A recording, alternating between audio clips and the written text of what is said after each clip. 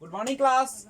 तो आइए हम लोग इतिहास में एक बार फिर से नई सेशन को शुरुआत करते हैं और देखते हैं उसमें सबसे पहले अभी तक जो आपने देखा उस पर थोड़ा नजर डालते हैं। हसीन माशुका के साथ, हसीन माशुका के साथ मगध पर जो साम्राज्य आया, हर्यक वंश, शिशुनाग वंश, नंद वंश, मौर्य वंश, शुंग वंश, कर्ण वंश और सातवाहन वंश।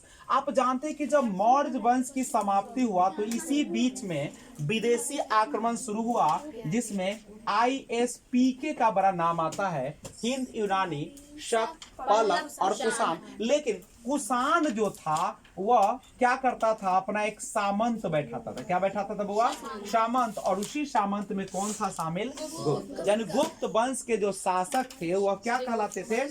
पूछेगा कि जो थे कुषाण वंश के सामंत कौन वंश था बउआ? तो और आपने पिछले क्लास में देखा कि गुप्त वंश के संस्थापक जो थे वो कौन थे? श्रीगुप्त थे। ये भी एक सामंत थे, चूंकि इसका स्वतंत्र राज नहीं था। और इसके बाद श्रीगुप्त के बाद इसका राजा कौन आ गया? घटोत्कच। कौन आ गया बउआ? ये भी जो था सामंत ही थे। और उसके बाद जो राजा आते हैं जिसका नाम क्या है? चंद्रगुप्त प्रथम। कौन आया बउआ? चंद्रगुप्त प्रथम। और चंद्रगुप्त प्रथम जो था राजा रानी का सिक्का चलाया। क्वेश्चन पूछता है राजा रानी का सिक्का कौन चलाया था? चंद्रगुप्त प्रथम ने चलाया। उसके बाद एक राजा आया, सबसे महान राजा, योग राजा, जिसका नाम क्या था बाबू? समुद्रगुप्त था। भारत का नेपोलियन किसे कहा जाता है?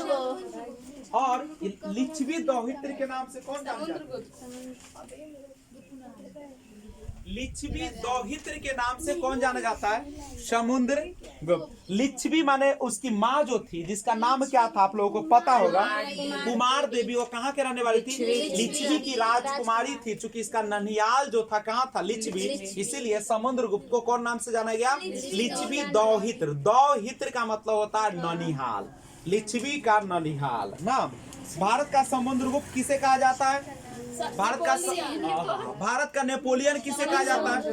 भारत का कविराज कविराज के नाम से कौन जाना जाता है?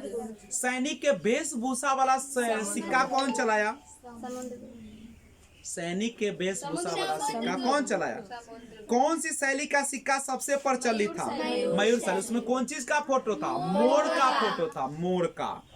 कौन सा वाद्य यंत्र वह बजाता था या पसंद करता था? कैसे पता चला?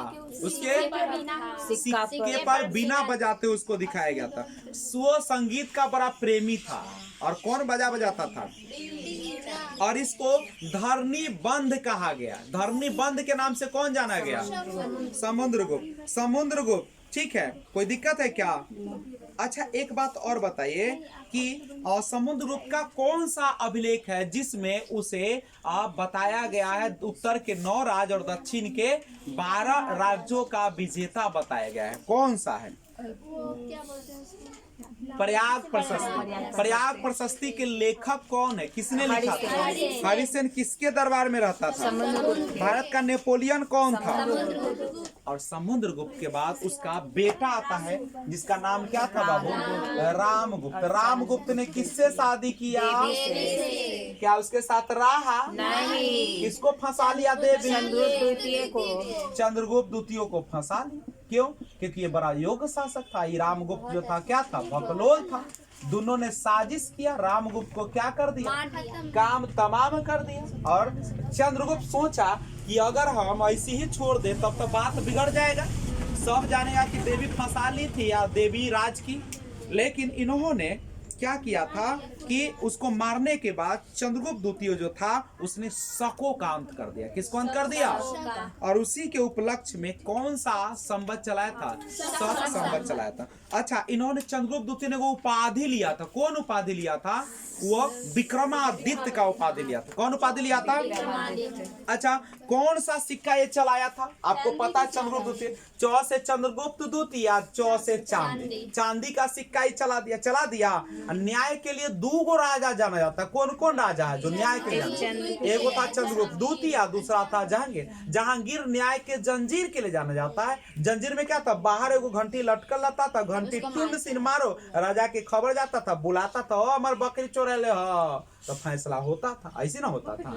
और ये जो था ये बहुत ही बेहतरीन राजा था। अपने राज सिंहासन को, चंद्रगुप्त द्वितीय जो था अपने राज सिंहासन को छोड़कर पत्थर पर ना के चबूतरा पर बैठ के क्या करता था, न्याय करता था। तो न्याय के लिए सबसे ज्यादा जो प्रचलित था कौन था, न्याय के लिए सबसे ज्यादा प्रचलित जो था चंद्रगुप्त द्वितीय था। अच्छा, संस्कृत के सब विद्वान कवि किसके दरबार में रहते थे, चंद्रगुप्त द्वितीय के। सबसे महान कवि कौन था, कालिदास ने कौन सी रचना किया, बहुत सारा रचना किया, मेघदूतम किया ना, मालकी बिगाग्नि मित्र किया, माने सब प्रेम कहानी सब लगा दिया नहीं। अच्छा, और दूसरा जो एक था उसका नाम था धन्वंतरी। क्या नाम था, और चंद्रगुप्त द्वितीय के दरबार में एक विदेशी यात्री आया था, उसका नाम बता सकते, फाहियान आया था। कौन आया था बउआ, और इस सब दिन रहेगा। चंद्रगुप्त द्वितीय के बाद कौन आया, कौन आया इसके बाद, कुमार गुप्त आया। कौन आया बुआ, कुमार गुप्त आया। तो बहुत निम्न काम किया, क्या कर दिया, ये नालंदा विश्वविद्यालय कहाँ है, नालंदा विश्वविद्यालय, नालंदा में, बिहार के नालंदा में कौन विश्वविद्यालय का स्थापना किया, जिसमें कौन धर्म का शिक्षा दिया जाता था, बौद्ध धर्म का। उसमें हॉस्टल फैसिलिटी था कि नहीं था, दुनिया का सबसे पहला हॉस्टल फैसिलिटी वाला विश्वविद्यालय कौन था, दुनिया का पहला विश्वविद्यालय कौन था, तक्षशिला, जो कि पाकिस्तान के रावलपिंडी जिला में, जिसको राजा तक्ष ने बनवाया था, पता है सबको। लेकिन जो नालंदा विश्वविद्यालय बनवाया कुमार गुप्त ने, लेकिन ये बतवा अंग्रेज को शोभा नहीं दिया। कहा कि सब तो बड़ा निम्न, इस तो पढ़ लिखा पंडित हो जाएगा, बड़ा बड़ा अच्छा बौद्ध धर्म वाला बात करता है, एकरा ना एक वैद्य रखता है, कैसरो रोग के इलाज करवा लेते, हम एकरा खार दे ले। तर कौन, बख्तियार खिलजी, कुतुबुद्दीन ऐबक का सेनापति था बख्तियार खिलजी। बख्तियार खिलजी जाना ना बूझा, लगा दिया आग, 6 महीना ला जलते रह गया। इतना किताब था कि 6 महीने ला क्या हो गया, जलते रहा। लेकिन आप किसी के भी साहित्य को मिटा सकते हैं, जला दे सकते हैं, लेकिन क्या मिट जाएगा, नहीं मिटेगा। लेकिन आप इसके बाद कुमार गुप्त के बाद एक आया स्कंद गुप्त। कौन आया, स्कंद गुप्त जब आया तो स्कंद गुप्त जो है बहुत बड़का बड़का काम तो न किया, लेकिन एगो काम बड़ा अच्छा किया, महान शासक था। सुदर्शन झील का पुनर्निर्माण करवा दिया। पूछेगा सुदर्शन झील का पुनर्निर्माण, पुनर्निर्माण समझते हो, फिर से। तो आप सुदर्शन झील बनवाया कौन था हो, याद आ रहा है, चंद्रगुप्त मौर्य जो बनवाया था। इसका कौन सा अभिलेख है, देखिए स्कंद गुप्त का एक अभिलेख है रुद्रदामन। कौन सा है, रुद्रदामन अभिलेख, ठीक है। हुंडों का आक्रमण से स्कंद गुप्त ने खुद को अपने से बचा लिया था। हुंड जो था ना बड़ा अताई सब था, आता था लूट फाट लेता था, धर्म का प्रचार उचार कह के भाग जाता था।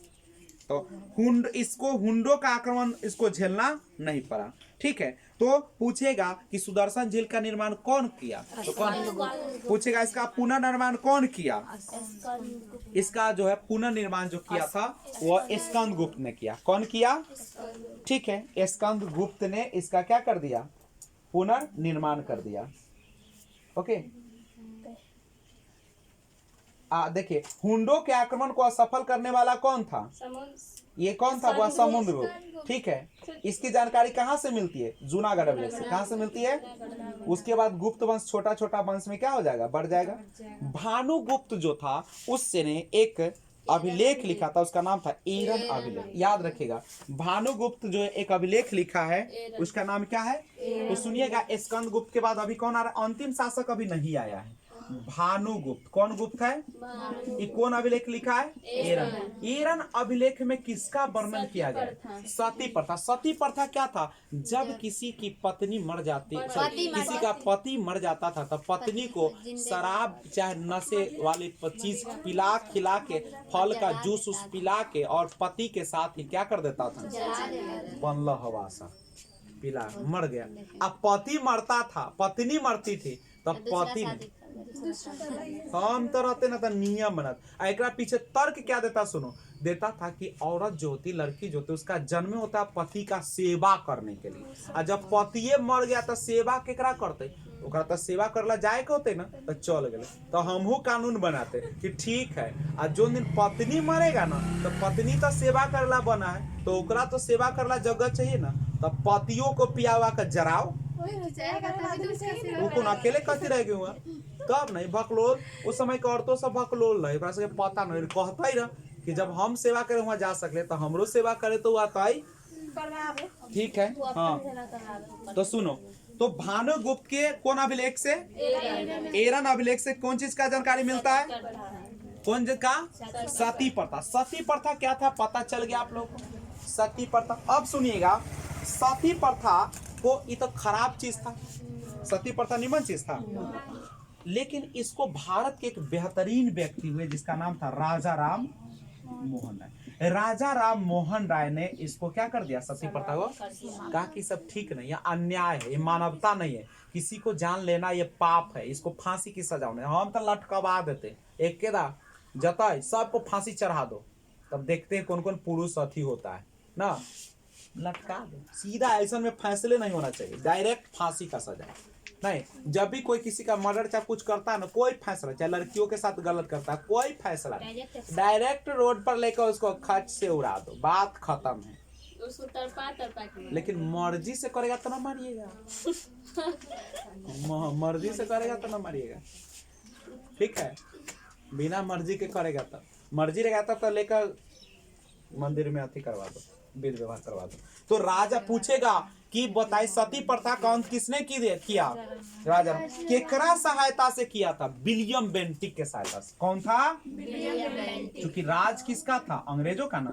विलियम बेंटिक, विलियम बेंटिक जो था, ठीक है, उसके साथ मिलकर सती के खिलाफ उन्होंने बहुत बड़ा जंग चला। तोरा लगे छो कि केदा में आदमी सब मान जाते हो, भगलोलवा सब पिए खाए वाला जरा पढ़ाई लिखाई के नसीब में मान जाते, वो तो ऐसे ने तो बनल है, ऐसा करे के ना है तो मान जाएगा। लेकिन विलियम बेंटिक अंग्रेज था, अंग्रेज के बात तो भाई सुनेगा। राजा राम मोहन चालाक था, पढ़ल लिखल था, लगा दे, एक साथ मिल गया, कहा कि हो के रहेगा जंग, चाहे हम ही भाई ना तो तू ही भाई ना, और दोनों मिला खूब तो हल्का मचा। कोई मानता है? अभी अपना गांव में हम कह दिए ना कि अब काली जी का फांसी नहीं चढ़ेगा, अभी कहते करते हल्ला करते कि ना, कर हल्ला कर, और 2-3 को हमें काट दिए, तब कोई आता है, हट आता है कोई ना, तो डर वैसे ही विलियम बेंटिक का ये दोनों जंग से मार 2-4 काट दे। अब बुढ़वा कहाँ के, ये निमन चीज है, तू मरबे, तोरो पत्नी मरतो तू जाबी, कहला कि ना अच्छा अब महाराज हम ना ऐसा बात ना। चलो समाज में एक प्रथा क्या हो गया, एक दिन में खत्म हुआ, बहुत संघर्ष, कह देना मुझसे अच्छा लगता है ना, बतवा समझना। हाँ तो बात, अब बाल विवाह भी, बाल विवाह, कौन विवाह, बाल विवाह। पहले बच्चे में शादी कर दे, 7 साल के लड़की के शादी कर दे ना, 6 जन्मे के समय शादी कर दे ना, समझे। तो ये इतने ना होते रहे, जैसे बुढ़वा के कह दे 7 साल के लड़की से बिया बनल हवा से काट देता रहा धोखा ना। अभियो बहुत सारा ऐसे माता पिता है जो पैसा के लिए 50 साल के बुढ़वा के जोड़े बियाह कर देता है अपना 12 साल के लड़की के ना, ओकरा तो वही बुढ़वा के तो मम्मी पापा के कौन मतलब रहे सही से कर दे, पैसा लोभी, पैसा के पैसा थोड़ी मिल जाते, कोना के पैसा दै छे तो ये बाल विवाह ये भी गंदी है क्या, ये होना चाहिए, नहीं होना चाहिए। चलिए अब सुनो बच्चा लोग,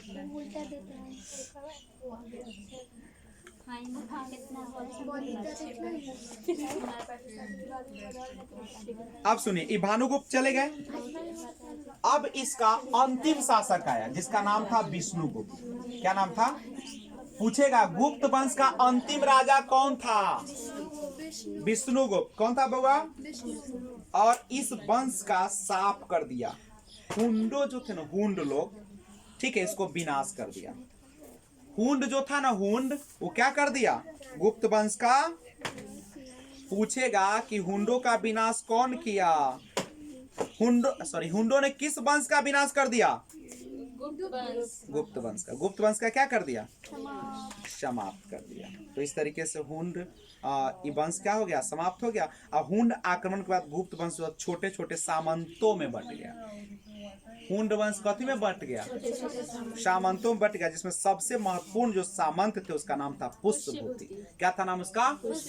सामंत समझते हो ना, जो किसी के अधीन काम करता है उसी को हम लोग क्या कहते हैं? सामंत कहते हैं। तो अब हम लोग थोड़ा सा किसके बारे में जानकारी लेंगे?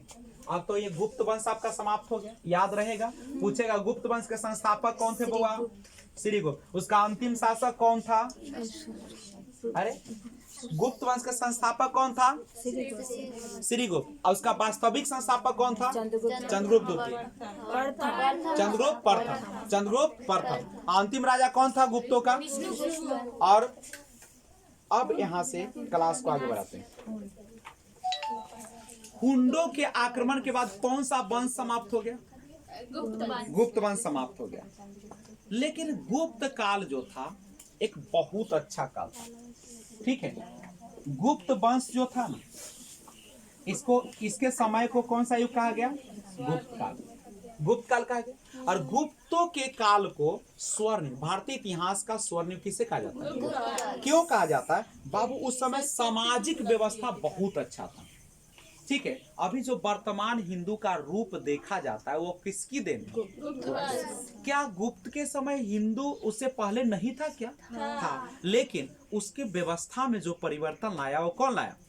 इसीलिए उसको हिंदू वंश का क्या कहा जाता है? वर्तमान हिंदू का स्वरूप कहा जाता है। इस समय जो था वह सर्वांगीण विकास हुआ, हर क्षेत्र में विकास हुआ, चौतरफा। पूछता कि बताइए जब आप आईएएस का तैयारी कीजिएगा तो उस समय डिटेल लिखना पड़ेगा कि आप बताइए कि किस युग को भारतीय प्राचीन भारतीय इतिहास का स्वर्ण युग कहा जाता है। तो गुप्त क्यों कहा जाता है? डिटेल वहां पे लिखे, तो वहां पे लिखवाओ कि गुप्त काल को हम लोग भारतीय इतिहास का स्वर्ण युग इसीलिए कहते हैं चूंकि उसमें बहुत सारे क्षेत्रों में विकास हुआ था। जैसे शिक्षा के क्षेत्र में नालंदा विश्वविद्यालय का स्थापना किया गया गुप्त काल में। नहीं, वास्तुकला में अजंता के गुफा बना, अजंता के गुफा। मध्य प्रदेश में बाघ की गुफा बनाया गया। उसके बाद अफगानिस्तान के पहाड़ों को काटकर बामियान में महात्मा बुद्ध का निर्माण, मूर्ति का निर्माण किया गया। कितना बड़का बात। ये सब कौन काल में हुआ? तो ऐसे डिटेल लिखेगा कि शिक्षा के क्षेत्र में परिवर्तन हुआ। नालंदा विश्वविद्यालय जहाँ पे विश्व के छात्र पढ़ने आते थे, नहीं, हॉस्टल सुविधा था। उसके बाद वास्तुकला में अजंता की गुफा का निर्माण करवाया गया। मध्य प्रदेश में बाघ की गुफा। अफगानिस्तान में पूरा पहाड़ को काटकर, जो पहाड़ था बउआ, ये पूरा पहाड़ को काट कर में भगवान बुद्ध के मूर्ति बनाने का आसान लगे छ। ओहो आंख कान नाक सब बनावे के है, इसको बनाया। लेकिन बामियान के जो आतंकवादी संगठन था तालिबानी, उसने इसको क्या कर दिया? बंद हवा के उड़ा दिया। ओकरा कथी मिला उड़ाने में? अब एक फायदा क्या हुआ, नुकसान क्या हुआ से समझो। अब जब उड़ा दिया तो एक देश है जहाँ रोहिंग्या जाति रहती थी, नहीं, वो देश का नाम क्या है आप लोग कहीं बताइएगा हमको। चलिए, दुनिया में बुद्ध की सबसे ऊंची मूर्ति कहाँ पे थी? अफगानिस्तान के बामियान में। और ये कब बना था बुआ? गुप्त काल में। कब बना था? अच्छा, एक बात बताइएगा कि म्यांमार में कहाँ की जनजाति था? रोहिंग्या, म्यांमार का। देखिए, म्यांमार में बहुत सारे मुसलमान रहते जिसको रोहिंग्या कहा जाता है, ठीक है। रोहिंग्या, वहां पे बहुत सारे मुसलमान थे। और यहाँ पे गौतम बुद्ध का रहने वाला, कहाँ का था? अफगानिस्तान में मूर्ति था गौतम बुद्ध का। जब इसको उड़ा दिया तो एको मुसलमान न बोला, एको को न बोला कि गलत है। कहते ना कि गलत हो लो, तो ओकर से के नियम होता है। ओकर से के जब मौलवी तौलवी होता है, ओकरा एगो नियम होता है, वो ना गलत के गलत न कहतो, समझ लो। पहले धर्म के देखते, हमारा समय है ना, हिंदू धर्म में एगो है कि गलत है तो हमसे कहे ना बाल विवाह गलत हो, मानते कि ना, स्वीकारते कि ना स्वीकारते? हम लोग कहते हैं कि बाल विवाह गलत है, सती प्रथा गलत है, लेकिन वो सब मानने के लिए तैयार। 3 तलाक का मामला, वो सब मानने के लिए तैयार था क्या? नहीं। लेकिन ये गलत चीज है। अब जब तुम यहाँ भगवान बुद्ध का, यहाँ तुम्हारा जाति ज्यादा है तो भगवान बुद्ध के मूर्ति तो उड़वा दिया, कोई शब्द ना बोला। अब तुम म्यांमार में रह रहे हो, यहाँ पे रोहिंग्या जाति रहती थी, और यहाँ पे इस्लाम की संख्या ज्यादा था, कम था। अब बौद्ध धर्म की संख्या क्या था? तुम इतने कूचोगे, तुम कम है तो कूच दोगे, तो हम तो आता कुछ वो जहाँ ज्यादा आती छोड़वा हो आए। तो यहाँ पे क्या किया, वहाँ के जो था म्यांमार के लोग बौद्धिस्ट सब, उसने इसको एगो कहा बहाना मिले, डायरेक्ट कैसे मारते कोई, बवाल ना हो जाते। तो उस सब जैसे हम लोग बनाते हैं ना काली पूजा चाहे कुछ होता है, वो घेर का खस्सी बकरी काटते हैं ना, जाके रोड पर ना काट देते हैं। तो ये सब बकरीद में क्या करता था, जैसे अपने यहाँ बकरीद होता है घर में कटे रोड पर कटे, सबके देखा खस्सी बकरी सब घर में काटता है ना। तो ये यहाँ पे इस म्यांमार में क्या करता था कि रोड पर लेकर भैंसा उसा टांग दे या काट दे। अब बौद्ध धर्म ला सके दुख हो तो कल एक तो रहबे करने वाला गुस्सा यादे है कि हमारा बौद्ध भगवान के तोड़ ले तोरा हम ऐसा, लेकिन बहाना मिल देता। तो ये क्या किया, कल के कैसे करो बकरीद का पर्व मनाओ, हम मना नहीं करते हैं, लेकिन घर में काटना तो इस्लाम वाला कहता है कि नो हम न कटबो तो कहाँ कटबो, निकाल के सब तलवार मार कट कर खचखचा दिल के धोक पूरा के बदला सधाबे करे ओकरा। भाग गए दौड़े दौड़े दौड़े दौड़े सब भाग गए, भारतों में आ गए, बांग्लादेश में चल गए, और उन्होंने सब तरफ भाग गए सबके भगा दिल म्यांमार खुद। ठीक है, तो ये अरे तुम जब एक जगह अन्याय करोगे तो तुम जहाँ कमजोर पड़ोगे हम छोड़ेंगे। जवानी में तू हमारा तोंग कर ले ना, तो हमरो बेटा उठा जवान होता तोरा छोड़वा देवो, तोरो बुढ़ारी हो तो नोचवा देवो धोखा। तो सुनो ये हुआ। अब सामाजिक पृष्ठभूमि सोचो, गुप्त काल को स्वर्णयुग क्यों कहा जाता है, तो तुमको ध्यान में रखना होगा। सबसे पहला शिक्षा का क्षेत्र में बढ़ोतरी हुआ, वास्तुकला में 3 गो चीज किया। एगो किया कहाँ, अजंता की गुफा बनवा दिया, मध्य प्रदेश में बाघ की गुफा बना, और बामियान में महात्मा बुद्ध का सबसे ऊंची मूर्ति बनवा दिया। उसके बाद सामाजिक पृष्ठभूमि क्या हुआ, महिलाओं को पढ़ने लिखने की आजादी दिया गया। पढ़ जितना पढ़े के आओ पढ़, तो उस रहते आदमी खूब पढ़ लगे। ठीक है, लेकिन एगो चीज था, छुआछूत इस समय प्रचलन में था। ठीक है, इसके बाद ऊंच नीच होता था, जातियों में ऊंच नीच, वेश्यावृत्ति बहुत होता था, जो गंदी चीज थी। आए बउआ तनी इधर ध्यान दो, वेश्यावृत्ति भी इस समय बढ़ गया, ऊंच नीच हो गया, जाति छुआछूत बढ़ गया। और वेश्यावृत्ति करने वाली महिला जो बुजुर्ग होते थे उसको कुटनी कहा जाता था। क्या कहा जाता था, कुटनी। सबसे बड़ा पद जो गुप्त काल में था वो राजा का होता था। सबसे बड़ा पद कौन होता था, राजा। सबसे छोटा इकाई जो होती थी गांव थी, जिसको ग्रामिक कहा जाता था। क्या कहते थे, टैक्स वसूलने का जो काम करता था बउआ उस समय, कौन चीज करने का, टैक्स वसूलने का जो काम करता था उसका नाम था, पता है क्या, नहीं है पता, तो पता तो होना चाहिए हम लोग को। ये तो याद है ना कि वेश्यावृत्ति में लिप्त महिलाओं को गणिका या कुटनी कहा जाता है। क्या कहा जाता था, गणिका या कुटनी कहा जाता था। यहाँ पे समझिएगा, जो टैक्स वसूलने का काम करता था ना उसको कुमार अमात्य कहते थे, कुमार अमात्य कहते थे, जिसको डिस्ट्रिक्ट मजिस्ट्रेट जितना पावर था। ठीक है, और इस समय जो था ब्राह्मणों का ज्यादा वैल्यू हो गया था। क्यों हो गया था, क्योंकि भूमि दान व्यवस्था ज्यादा किया गया, जिसके कारण ब्राह्मणों को उस समय गुप्त काल में ब्राह्मणों को जमीन दी जाती थी, जिसके कारण ब्राह्मण लोगों को जमीन बढ़ गया, और जब जमीन बढ़ गया तो उसको क्या हो गया, उसका वैल्यू बढ़ने लगा। ठीक है, और भारत तो इस तरीके से आप कह सकते हैं कि भारत का स्वर्णयुग किसको, गुप्त काल। क्वेश्चन आएगा कि गुप्त काल को भारतीय इतिहास का स्वर्णयुग क्यों कहा जाता है, तो आप लिख दीजिएगा, शिक्षा के क्षेत्र में नालंदा विश्वविद्यालय का स्थापना हुआ, नहीं, स्थापत्य कला के क्षेत्र में अजंता का ना गुफा हो गया, अजंता का। उसके बाद मध्य प्रदेश में बाघ की गुफा बनाया गया, बामियान में किसका, महात्मा बुद्ध का सबसे ऊंची मूर्ति बना, और महिलाओं की सामाजिक स्थिति में सुधार हुआ, उसको पढ़ने लिखने की अनुमति दी गई, वेश्यावृत्ति बढ़ा, लेकिन 1-2 चीजों को छोड़कर हम लोग अच्छे थे उस समय। ठीक है, टैक्स वसूलने का काम कौन करता था, कुमार अमात्य। और ध्यान दीजिएगा, और इस समय संस्कृत का विकास बहुत ज्यादा हुआ, संस्कृत का विकास बहुत ज्यादा हुआ कौन काल में। और आप सभी को पता है कि साहित्य के क्षेत्र में भी बहुत बेहतरीन विकास हुआ। गप क्यों नारते थे बीच में। तो एक बात समझिएगा, अंतिम जो महान शासक हुआ, देखिए गुप्त वंश का अंतिम महान शासक कौन हुआ था, अंतिम शासक विष्णुगुप्त। अब महान शासक कहेगा तो स्कंदगुप्त। कौन हो जाएगा, ठीक है, याद रखिए। गुप्त वंश का अंतिम अंत किसने कर दिया, गुप्त वंश का अंत कौन किया, हुंडों ने। कौन कर दिया, हुंडों ने। ठीक है, गुप्त वंशों का अंत कर दिया हुंडों ने। और गुप्त वंश वाले किसके सामंत थे बउआ, कुषाण के। केकर सामंत थे, कुषाण के। कुषाण के सामंत कौन थे, गुप्त। किस धर्म का सबसे ज्यादा विकास हुआ था गुप्त काल में, हिंदू धर्म का। कौन धर्म का, हिंदू धर्म। वर्तमान हिंदू का धर्म किसका रूप है, गुप्त काल का। किसका है, गुप्त काल का। ठीक है, और अर्थव्यवस्था का मुख्य स्रोत क्या था उस समय? तो गुप्त काल में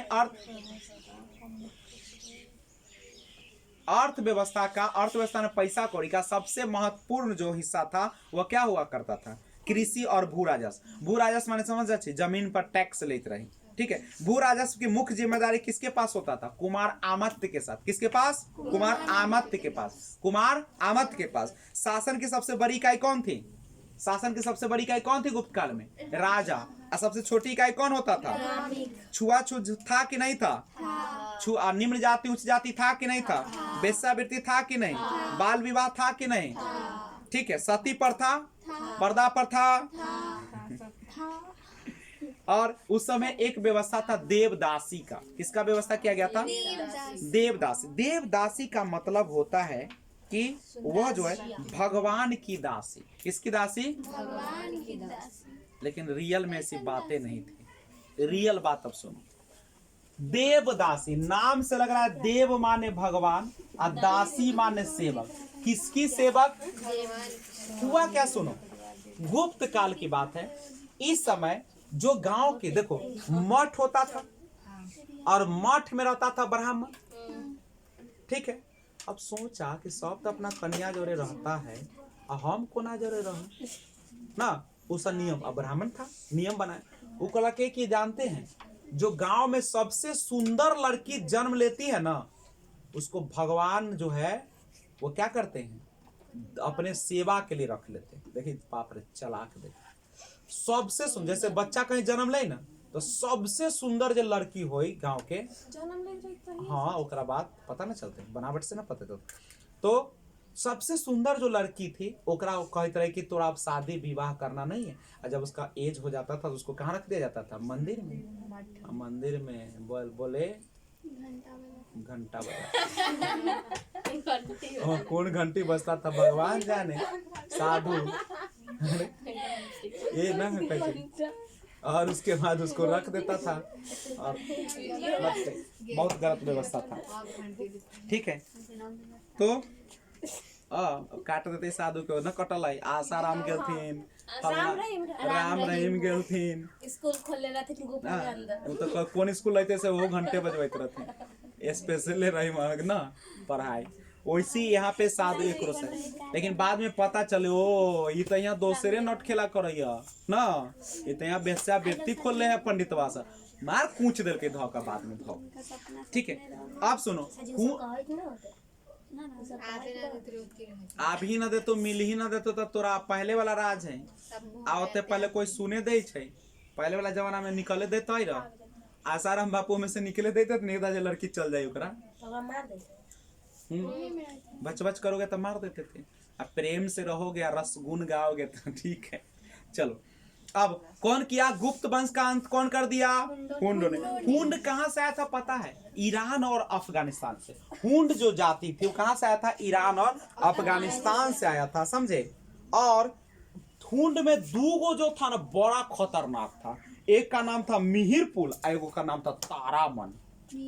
हुंड जाति, हुंड जो था आक्रमण किया तो में दूगो जनजाति था, बड़ा खतरनाक था। एक का नाम मिहिरपुल, एगो के नाम तारामन। कथी नाम था एगो का? तारामान, एगो के मिहिरकुल है, सॉरी मिहिरकुल। एगो का नाम था बचिया। हुंड में दूगो सबसे कौन था आता है आक्रमण किया था? एक तारामान एगो मिहिरकुल। ये दो प्रमुख हुंड आक्रमण थे। और मिहिरकुल जो था बौद्ध भगवान के मूर्तियों का बड़ा अति था, विरोधी। भगवान बुद्ध का विरोधी था। इसको मूर्ति भंजक कहा जाता है। पूछता मूर्ति भंजक किसको कहा जाता है? तो मिहिरकुल को। किसको कहा जाता है?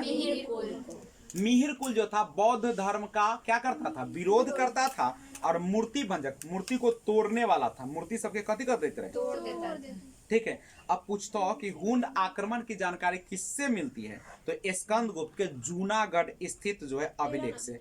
स्कंदगुप्त के जूनागढ़ स्थित अभिलेख से क्या मिलती है? और हुंडों के लिए मलेच्छ शब्द का प्रयोग किया जाता था। किसका प्रयोग किया जाता था? मलेच्छ। पूछेगा कि हुंडो को ही क्या किया जाता कहा जाता था, मलेच। मलेच के नाम से कौन जाना जाता था, हुंड। हुंड लोग को क्या कहा जाता था, मलेच कहा जाता था। कोई दिक्कत है तो बोलो, ठीक है। तो अब बताइए, हमको कुछ क्वेश्चन है, बताइएगा संस्कृत भाषा का सबसे अधिक विकास कौन काल में हुआ, गुप्त काल में, ठीक है। और गणिता जो थी ना, गणित एवं ज्योतिष जो होता है उसका खूब में विकास हुआ था, जिसमें किसमें। तो ये सारा क्वेश्चन आप लोगों ने पढ़ा। अगले क्लास में हम लोग आगे की कहानी नारेंगे और उसमें सबसे बेहतरीन जो आता है वह आता है आपका बउआ एक गुप्त वंश का सामंत जिसका नाम है पुष्पभूति वंश। कौन सा, पुष्पभूति वंश का कहानी तो और रोमांचक है, मार काट से पूरा भरा हुआ है, समझे। पुष्पभूति वंश जो है ना, पुष्पभूति वंश जो है मार काट से भरा है। पुष्पभूति वंश को वर्धन वंश के नाम से भी जाना जाता है। पूछेगा कि वर्धन वंश के नाम से कौन वंश जाना जाता है, पुष्पभूति वंश। क्यों जाना जाता है, क्यों जाना जाता है, क्योंकि उसमें जो है, जो पुष्पभूति जो है उसमें प्रभाकर वर्धन नामक एक व्यक्ति है, राजा होता है जो सबसे ज्यादा नामी होता है, इसलिए पुष्पभूति वंश को ही क्या कहा जाता है, प्रभाकर, इसीलिए उसको वर्धन वंश के नाम। पूछेगा कि पुष्पभूति वंश को वर्धन वंश क्यों कहा जाता है, क्योंकि उसमें एक महान शासक हुआ था जिसका नाम था प्रभाकर वर्धन, और उसी के नाम पर इसको क्या कहा गया, वर्धन वंश, ठीक है। तो पूछेगा कि पुष्पभूति वंश के संस्थापक कौन थे, तो क्या बोलेगा, पुष्पभूति वंश के संस्थापक कौन थे, पुष्पभूति कौन थे, और सबसे योग्य शासक कौन था, तो प्रभाकर वर्धन। चलो इसको पढ़ाई देते हैं। सुनिए, हम लोग शुरुआत कर रहे हैं कौन सा वंश, पुष्पभूति वंश, पुष्पभूति वंश, पुष्पभूति वंश। कुछ लोग को पढ़ने में मन नहीं लगता, झूठ मूठ के गप करते हैं। अभी वीडियो है, अभी यूट्यूब पर है ना, तभी आप लोगों को हम इज्जत से पुष्पभूति वंश का राजा न बना के अपनी सर काट देते। पुष्पभूति वंश को कौन वंश कहा जाता है, वर्धन वंश। पुष्पभूति वंश को कौन कहा जाता है, पूछेगा पुष्पभूति वंश जो था किसका सामंत था, किसका सामंत था, सामंत किस वंश का था, गुप्त वंश का। किसका सामंत था, गुप्त वंश का। पुष्पभूति वंश को वर्धन वंश क्यों कहा गया, क्योंकि इसका जो एक योग्य शासक था उसका नाम क्या था, प्रभाकर वर्धन। इसको सुनिएगा तब मजा आएगा। देखिए अब क्या होता है, प्रभाकर वर्धन को 3 गो बेटी, 3 संतान था। सबसे बड़ी जो थी उसका नाम था राजश्री। क्या नाम था उसका, राजश्री। और दूसरा जो था उसका नाम था, क्या नाम था, राजवर्धन। क्या नाम था, राजवर्धन, राजवर्धन। और उसके छोटका भाई का नाम क्या था, हर्षवर्धन। क्या नाम था, हर्षवर्धन, ठीक है। तो ध्यान दीजिए, राजश्री, ठीक है, राजश्री उसकी बेटी थी। राजश्री कौन थी, बेटी थी। और राजवर्धन जो था उसका बेटा था, और हर्षवर्धन जो था उसका बेटा था। करेक्ट है, राजश्री। अब सुनिए, बड़ा कहानी इसका ट्विस्ट है इसमें, ध्यान दीजिए। हाँ देखो, इसमें सबसे योग, देखो कोई भी वंश आता है तो कोई ना कोई एक योग शासक जरूर आता है। तो इसमें जो सबसे योग था वो हर्षवर्धन था। बड़ा नामी था, बड़ा प्रतापी राजा था, अच्छे, ठीक है। इसमें क्या हुआ, इसका राजधानी जो था हरियाणा के पास थानेश्वर में था। राजधानी कहाँ था, हरियाणा के पास थानेश्वर। पूछेगा कि बताइए वर्धन वंश का राजधानी कहाँ था, तो क्या बोलेगा, हरियाणा के पास थानेश्वर। कहाँ पे था, थानेश्वर। प्रभाकर वर्धन इस वंश का योग शासक था। कौन था, योग शासक। पूछेगा वर्धन वंश का पहला शासक कौन था, पुष्पभूति। पुष्पभूति कौन था उसका, पुष्पभूति। कौन था, पुष्पभूति। और उसका सबसे योग्य शासक कौन था, प्रभाकर, ठीक है, प्रभाकर वर्धन। प्रभाकर वर्धन के क्या गो बेटा बेटी, 3 गो। सबसे बेटी था राजश्री और बेटा था राजवर्धन और हर्षवर्धन। अब देखो, कन्नौज एगो राज है, सॉरी एक जगह है, ठीक है, यूपी का एक जगह है जिसका नाम क्या है, जो कि इतर के लिए भी फेमस है, आप लोग पढ़े हैं। तो कन्नौज एक जगह है, वहां पे राज करता था ग्रह वर्मा। कौन करता था, ग्रह वर्मा का शादी राजश्री से कहिया, तो आइए देखिए आगे हाँ चलिए यहाँ पे देखिए, देखिए कन्नौज के राजा थे। कन्नौज के राजा कौन थे बुआ? कन्नौज के राजा थे ग्रह वर्मा। ग्रह वर्मा का शादी किससे हो गया? राशि से। चलिए शादी तो बड़ी धूमधाम से हो गया। और यहाँ पे शादी होने के बाद सुनिएगा कि इसके नीचे एक जगह है, कन्नौज के नीचे एक जगह था जिसका नाम था मालवा। क्या नाम था उसका? मालवा का और कन्नौज के बीच बराबर युद्ध हुआ करता था, दोनों के बीच दुश्मनी था। ठीक है, मालवा और कन्नौज के बीच युद्ध हुआ करता था और ग्रह वर्मा जो था उसका दुश्मनी चलता था मालवा के शासक के साथ। और उसका नाम क्या था पता है? उसका नाम था, क्या नाम था? देवगुप्त। क्या नाम था? मालवा का शासक था देवगुप्त। देवगुप्त को बहुत दुश्मनी था ग्रह वर्मा से।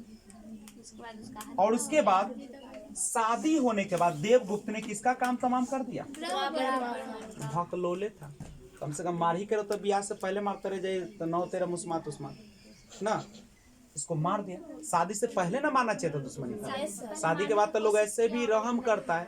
और यहाँ पे देवगुप्त ने ग्रह वर्मा का मार दिया। और ग्रह वर्मा देवगुप्त जो था राजश्री का भी हत्या करना चाहता था, इसलिए राजश्री कहाँ भाग गया?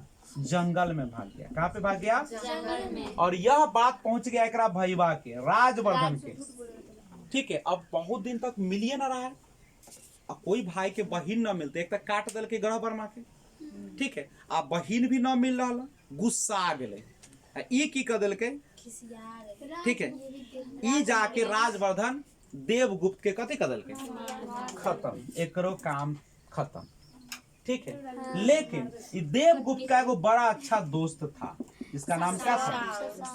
शशांक ने धोखा देकर, ठीक है, एकरा ले जाए कथी में? एगो फंक्शन में ले जाए।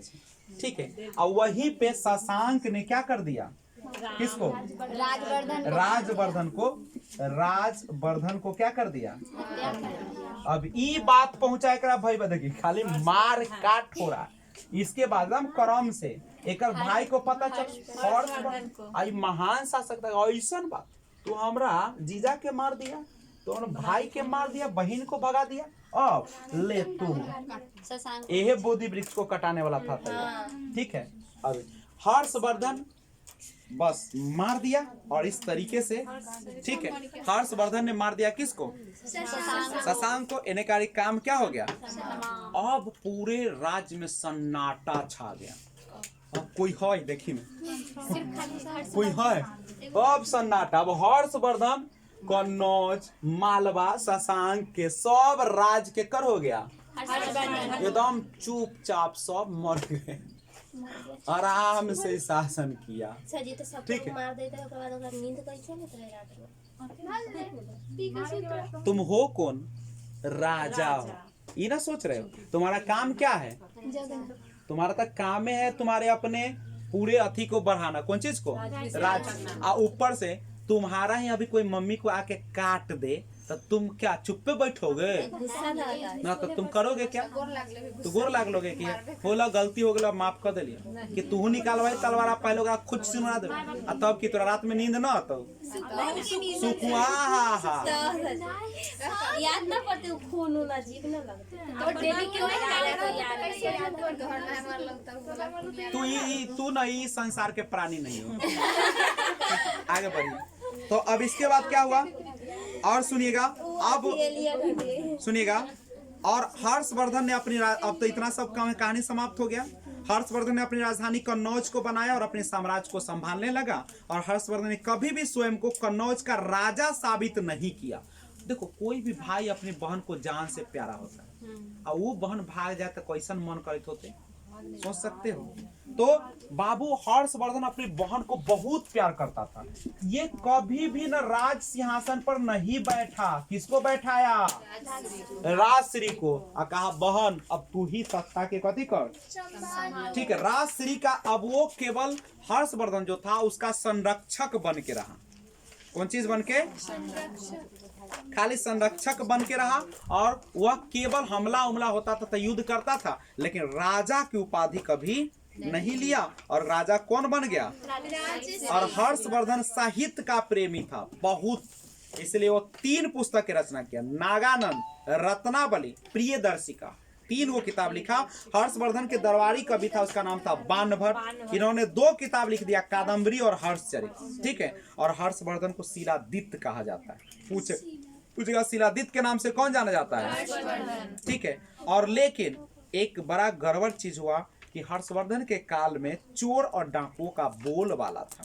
इसके साथ मथुरा सूती वस्त्र केंद्र भी था। और इसी के समय में, हर्षवर्धन के समय में, चीन का यात्री हुएनसांग भारत की यात्रा पर आया। और कब आया? 629 ईस्वी में हुएनसांग आया। और नालंदा विश्वविद्यालय के कुलपति शीलभद्र उस समय थे। और हुएनसांग को यात्रियों का राजकुमार, नीति का पंडित और शाक्य मुनि कहा जाता है। और ये जो था हुएनसांग, उसने नालंदा विश्वविद्यालय में क्या किया? पढ़ाई किया। और उसके बाद 647 ईस्वी में हर्षवर्धन की क्या हो जाती है? मृत्यु हो जाती है। और हर्षवर्धन को चूंकि कोई संतान नहीं था, जिस कारण वर्धन वंश का क्या हो गया? और कहाँ से आएगा उसका बेटा बेटी? क्योंकि बहन को तो वो कर दिया और अति बना दिया। अब बहन को है नहीं कुछ, तो शादी हुआ था, मर गया था उसका पति, ये भी शादी किया नहीं, तो बच्चा है क्या इसके पास? इसलिए वर्धन वंश का क्या हो गया?